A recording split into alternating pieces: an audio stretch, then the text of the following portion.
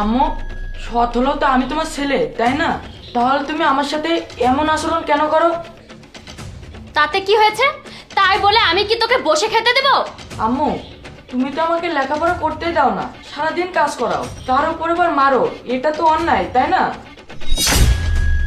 দেখ, কোনটা অন্যায় আর কোনটা নাই এটা আমি জানতে চাই না। তোকে এখানে থাকতে হলে এখানে কাজ করা লাগবে, তুই এটা জেনে রাখ।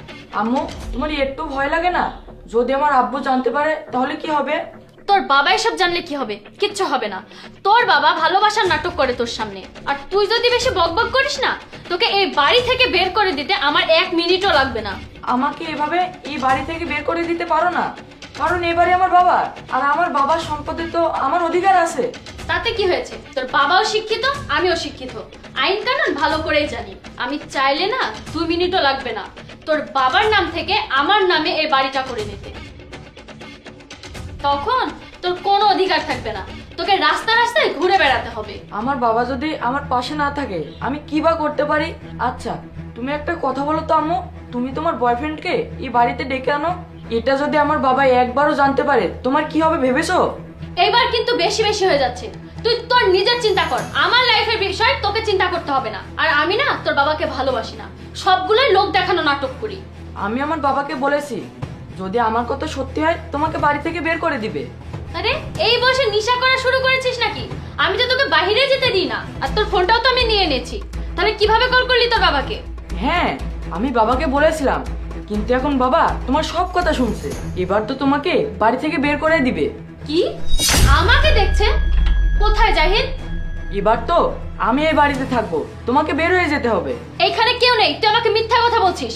আমি বুঝতে পেরেছি তুই পাগল হয়ে গেছিস, তোকে না পাগলা গারোতে রেখে আসতে হবে, তারপরে নিজের বাড়িতে আরাম করে থাকতে পারবো। হ্যাঁ, এখন থেকে তোমাকে তোমার বাপের বাড়িতে থাকতে হবে। এই বাড়িতে তোমার আর কোনো জায়গা নেই। জাহিদ, তুমি এখানে কিভাবে আসলে? আমি বলছি, বাবা এখানে কিভাবে আসলো?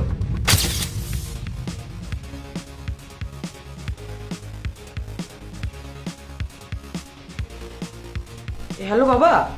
হ্যাঁ নীরব বাবা, কেমন আছো তুমি? বাবা, এসব কথা বাদ দাও, তুমি আমার কথা শোনো।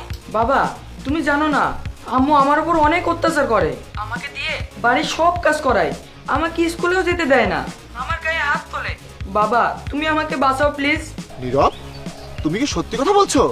হ্যাঁ বাবা, আমি সত্যি কথা বলছি। তোমার যদি আমার কথা বিশ্বাস না হয় তাহলে তুমি বাড়িতে এসে লুকিয়ে সবটা দেখো। আম্মু ঘুম থেকে উঠে পড়েছে, আমি রেখে দিচ্ছি।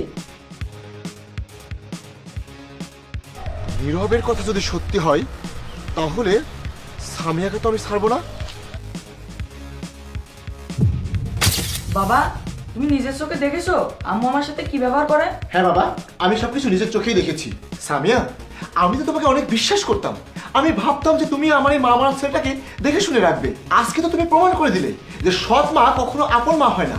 আচ্ছা, আমি এটা মেনে নিলাম যে নীরব তোমার সৎ সন্তান, তুমি ওকে সহ্য করতে পারো না, কিন্তু তুমি ওর লেখাপড়া বন্ধ করে দিলে কি ভেবে?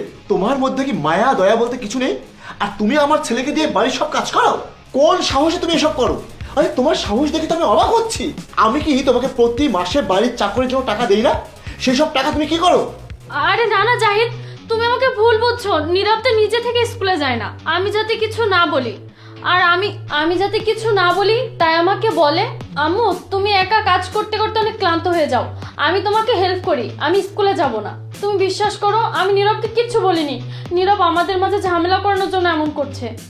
আচ্ছা, আমি মানলাম না হয় ঝামেলা করার জন্য আমি এই নাটক করেছি, কিন্তু আম্মু তুমি তো নিজের মুখে স্বীকার করেছো যে তোমার বয়ফ্রেন্ড আছে। হ্যাঁ, আমি শুনেছি।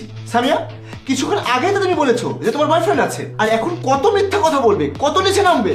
তুমি 1 নম্বরের একটা মিথ্যুক।